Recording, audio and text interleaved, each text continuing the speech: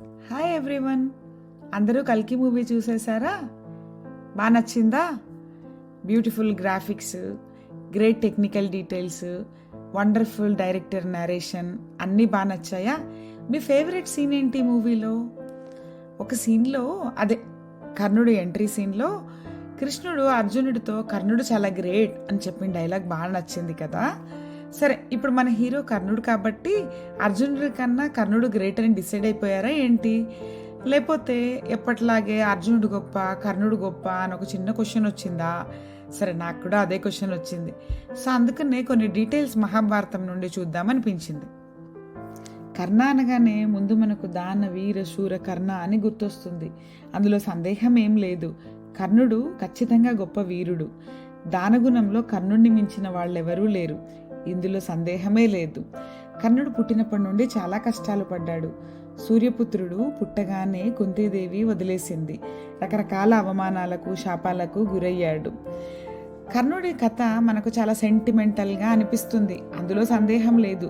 కానీ కర్ణుడి స్టోరీలో కష్టాలన్నీ వినేసి కర్ణుడికి కేవలం ఛాన్స్ లేదు, ఛాన్స్ ఉంటే అర్జునుడి కన్నా గొప్ప వీరుడు అయ్యేవాడు అని అనడం కరెక్టా? కర్ణుడు అర్జునుడిని చంపాలి అనుకోవడానికి కారణాలు ఏమున్నాయి?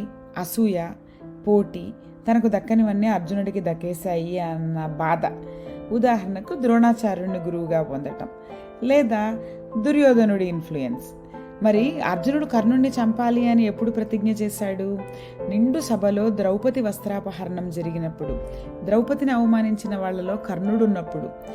ఏది ఏమైనా ఒక స్త్రీని అవమానించడం ఘోరమైన తప్పు. మనం ఎవరమైనా కర్ణుడిని ఇక్కడ సమర్థించగలమా? కర్ణుడు ఖచ్చితంగా గొప్ప యోధుడు. అతనిలో చాలా మంచి లక్షణాలున్నాయి. కానీ కోపం మరియు అసూయకు లొంగిపోయాడు కాబట్టి చాలా తప్పులు చేశాడు. ఘోషయాత్ర ఘట్టం ఇంకో ముఖ్యమైనది. పాండవులు వాళ్లేదో వనవాసంలో ఉంటే కర్ణుడు దుర్యోధనుడిని రెచ్చగొట్టి మరీ పాండవులు అడవిలో ఉన్న ప్లేస్కి ఆవుల్ని సంరక్షించాలి అన్న నెపంతో తీసుకుని వెళ్ళి అక్కడ పాండవులను అవమానించాలి అని ట్రై చేశాడు. అప్పుడు గంధర్వులు దుర్యోధనుడిని బంధిస్తే కర్ణుడు వాళ్ళ మాయా విద్యలను ఎదిరించలేక పారిపోయాడు. అప్పుడు అర్జునుడే గంధర్వులతో పోరాడి కౌరవుల్ని రక్షించాడు. కౌరవులు పాండవుల శత్రువులు అయినప్పటికీ వారిని కాపాడడానికి అర్జునుడు ఎప్పుడూ వెనుకాడలేదు. ఇది కేవలం అతని యుద్ధ నైపుణ్యాన్ని మాత్రమే కాకుండా ధర్మాన్ని పాటించే గుణాన్ని కూడా చూపిస్తుంది. ఉత్తర గోగ్రహణం మహాభారతంలో ఒక ముఖ్యమైన సంఘటన. పాండవుల అజ్ఞాతవాసంలో విరాట్ రాజు దగ్గర తలదాచుకున్నప్పుడు కౌరవులు విరాట్ రాజు మీదకు దండెత్తితే నాకెందుకులే అది విరాట్ రాజు ప్రాబ్లం అనుకోకుండా తమకు ఆశ్రయం ఇచ్చిన విరాట్ రాజు ప్రాబ్లంలో ఉన్నప్పుడు కాపాడడం తన ధర్మమని రిస్క్ అని తెలిసినా సరే అర్జునుడు బృహన్నల వేషంలో ఉండి ఉత్తర కుమారుడికి తోడుగా వెళ్ళి ఒంటరిగా కౌరవులందరినీ ఓడించాడు. బృహన్నల రాకముందు అర్జునుడిని ఓడిస్తా, సముద్రం ఉప్పెనకు ఒడ్డులా నిలబడతా, బాణాల వర్షం కురిపిస్తా అని ప్రగల్భాలు పలికిన కర్ణుడు తీరా బృహన్నల వచ్చాక ఆ బాణాల దెబ్బకు తట్టుకోలేక యుద్ధం నుండి వేగంగా పారిపోయాడు. ఈ కథ మనకు ధైర్యం, సత్యం, ధర్మం యొక్క ప్రాముఖ్యతను నేర్పుతుంది. పద్మవ్యూహంలో చిక్కుకున్న అభిమన్యుడిని చంపడంలో కర్ణుడు ఒక ముఖ్యమైన పాత్ర పోషించాడు. ఒక్క యోధుడు ఒంటరిగా 6 మంది కౌరవుల్ని ఎదుర్కోవాల్సి వచ్చింది. యుద్ధనీతిని తప్పి అభిమన్యుడి కవచం తొలగించి అభిమన్యుడి మరణానికి కారణమయ్యాడు కర్ణుడు. కర్ణుడు అస్త్రశస్త్ర విద్యలన్నిటినీ పరశురాముడి దగ్గర నేర్చుకున్నాడు. నిజం చెప్పకుండా నేర్చుకున్నాడు. కనీసం కర్ణుడికి తెలిసిన నిజం తాను సూతపుత్రుణ్ణి అనే విషయం కూడా పరశురాముడు అడిగే వరకు ఒక్కసారి కూడా చెప్పడానికి ట్రై చేయలేదు. కర్ణుడికి తన శాపాలు తెలుసు, లోపాలు తెలుసు. కానీ దుర్యోధనుడికి యుద్ధంలో గెలిపిస్తాను అని హామీ ఇచ్చాడు. అది ఫాల్స్ ప్రామిస్ కాదా? కానీ కర్ణుడు మాత్రం తన మాట నిలబెట్టుకోవడానికి చివరి వరకు పోరాడాడు అనేది కూడా అంతే నిజం. అర్జునుడు, కర్ణుడు ఇద్దరూ గొప్ప వీరులే. ఒక్కోసారి ఒక్కొక్కరు గెలవచ్చు, ఒక్కొక్కసారి ఓడిపోవచ్చు. అది చాలా సహజం.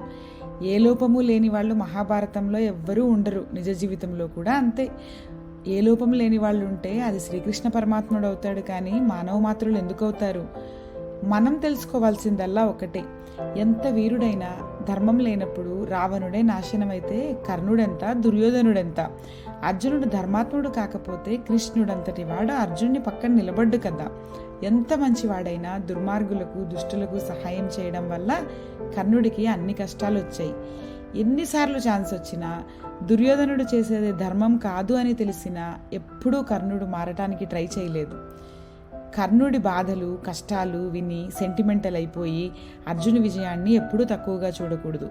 అర్జునుడు ఏదో ఎఫోర్ట్లెస్గా విన్ అయిపోయాడని, అదృష్టవశాత్తు విన్ అయిపోయాడని, కృష్ణుడి వల్లనే విన్ అయ్యాడు అని అనడం కూడా తప్పే.